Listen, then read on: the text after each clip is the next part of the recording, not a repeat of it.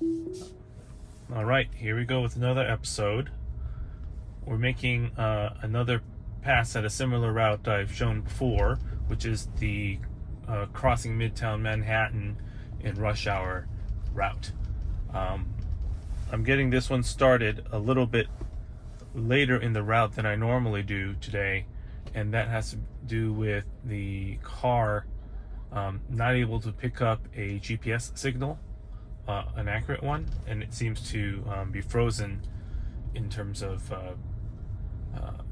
knowing the location of the car, which doesn't work with AutoDriver or with FSD, which is why I had to drive for a while until the signal picked up again.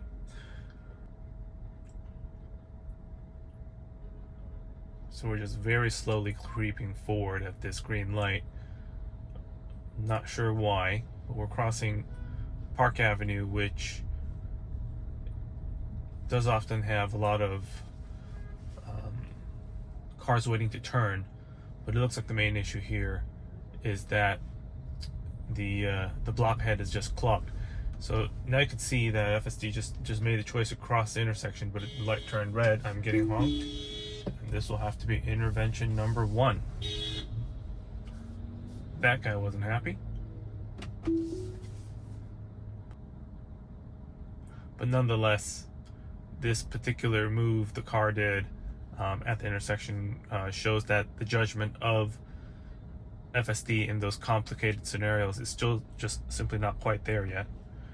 I do not know why it wants to turn left, but apparently has decided it wants to turn left and was going to creep forward a little bit, but then there's a pedestrian that gave me kind of a glancing, kind of questioning look as she was trying to cross. She was about level with my B pillar here on the left side, so clearly I would let her go in that case. It's still stuck. I'm not sure why. Well, I guess it's making a judgment on that pedestrian. It was pretty far away though. The car's shaking as it completes the turn. It almost feels nervous. Another one of those weird ticks of the car.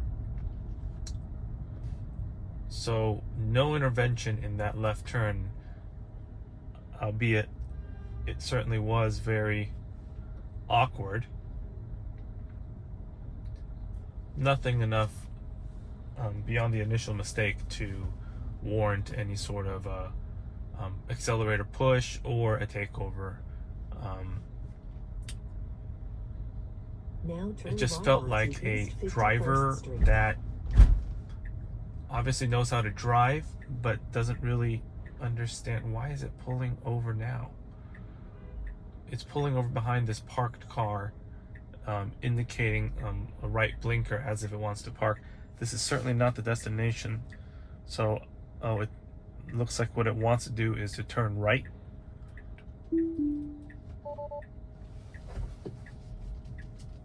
Alright, so here's intervention number 2. Car light's about to turn green.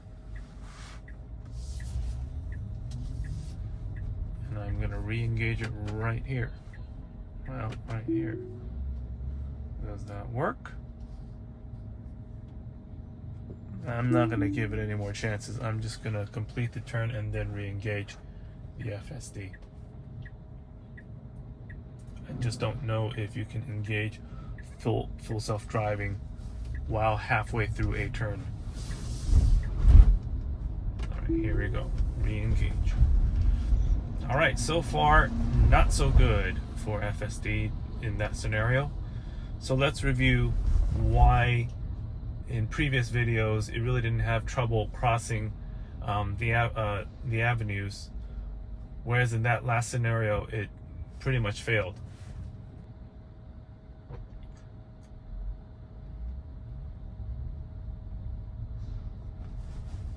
Thinking that one through, what happened is a fairly typical occurrence in rush hour traffic here, which is that there's a city block that is completely blocked by traffic. It's just backed up end to end, spilling out the intersection. And what normal drivers, at least experienced city drivers, would do in that case is recognize the blockage and make a turn left, which it did to reroute itself across bad traffic.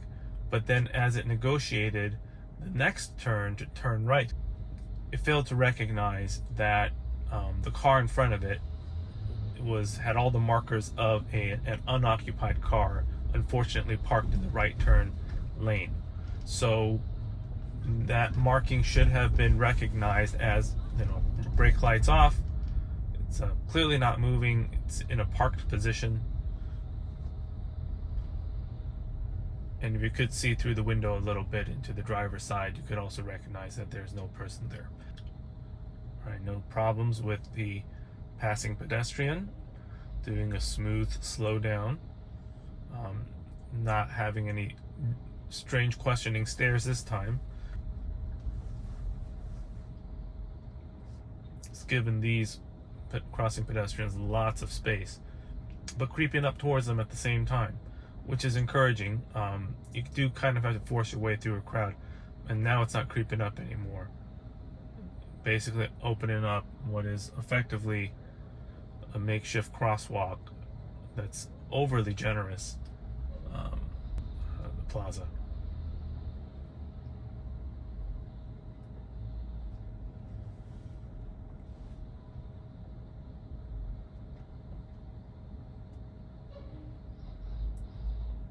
Still giving those pedestrians lots of room to cross, but still creeping forward.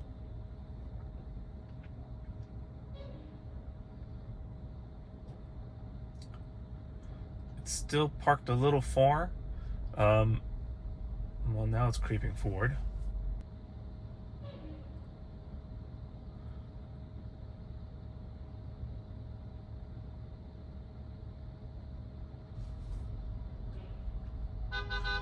We have finally slowly crept up to this next intersection. That took quite a while and a number of cycles. The car is positioning itself not well, so I'm going to do intervention number 3 to basically yield to the forward, the straight lane. So unfortunately, that is another feature of really dense rush hour traffic that the car needs to know how to execute, which is how to wait for a turn in a position that doesn't compromise another direction of traffic or flow of traffic. So like in that case, it should have done what I did, which is come in right behind, a tactic that we'll see if it uses well in the upcoming Columbus Circle. It's a key tactic we have to use. But the other way that it should have done, which was a much easier way, recalling that intersection, it could have pulled over to the right behind that right turning car. It had plenty of room to do so, but didn't anticipate that it would have to do so to get out of the way of the car that wanted to drive straight right behind me. These are all little nuances of dense traffic that are necessary skills. The car still has some work to do.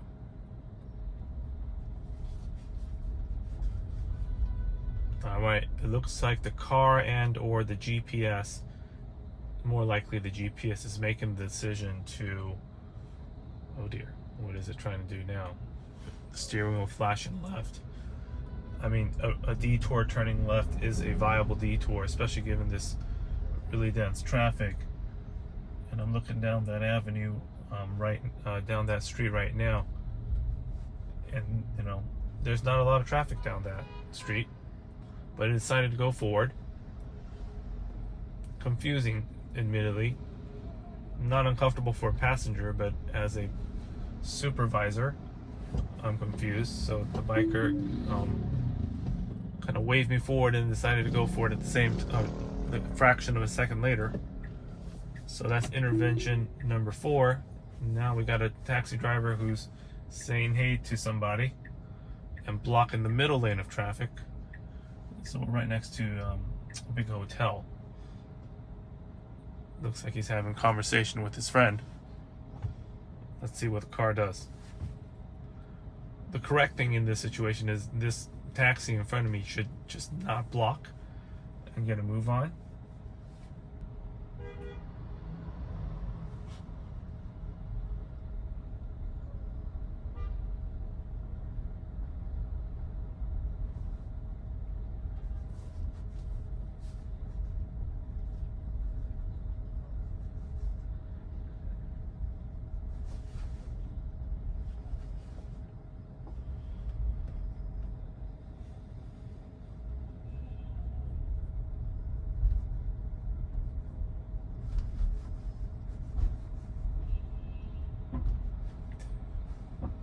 I navigated that rather uncomplicated traffic, heavy traffic scenario without any issues. By uncomplicated but dense traffic issues, by uncomplicated I mean, I guess, scenarios in which, oh, now the bus wants to merge. See if it recognizes this. It's not really recognizing it. So that's intervention number 4. I had to stop to allow this bus to yield. It clearly wanted to yield. Its blinkers were on, but the car still did not recognize that one. A fourth complicated scenario that FSD is not able to navigate. None of these scenarios actually showed up in the previous 2 drives for it to deal with, and it was actually also dimensioned on an older FSD build. Alright, light is green, but this taxi wants in. It yields to let the taxi cut in.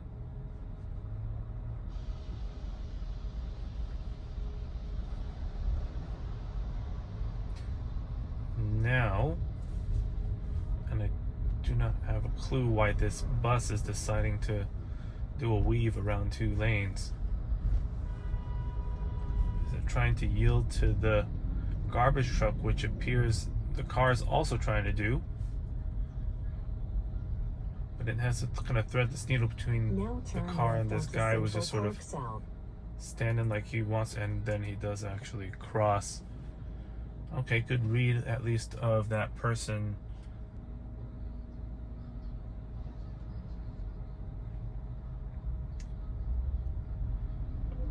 Alright, now here we're making the left onto Central Park.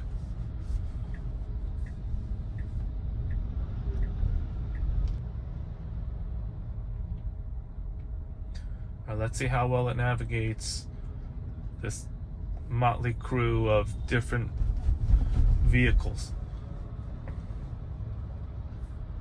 Alright, so far so good, but I'd say it's still giving a little bit too much clearance to just about everything. Alright, now that it's left, let this final biker pass. Can we now pass the carriage? Alright, finally. A little careful for my tastes, but it really didn't do anything wrong. Maintained a, I would say, safety reasonable plus. A little bit more than necessary is what I'm trying to say. Alright, here we go. This is take 3, round 3 of the channel, going FSD into Columbus Circle. The last 2 times it failed. It's not letting that particular black van pass. Decided to go for it. Not terrible. A little nerve-wracking, but nothing wrong. Alright, it's slowly 13 miles an hour slowly. Yep. Intervention number 5. Alright, it did not see the red lights. It's even on the visualization. I'll report that. Did not recognize red right turn signal. See if I can re-engage here to see how well it takes this left turn. This is the first video in 12.3.3. Last one was in .2. It's not really sure what it's trying to do. I'm going to take over for a little bit to kind of scoot over. Alright, that's, what are we at? Disengagement number 5 now? I am not sure. Alright, re-engage in here.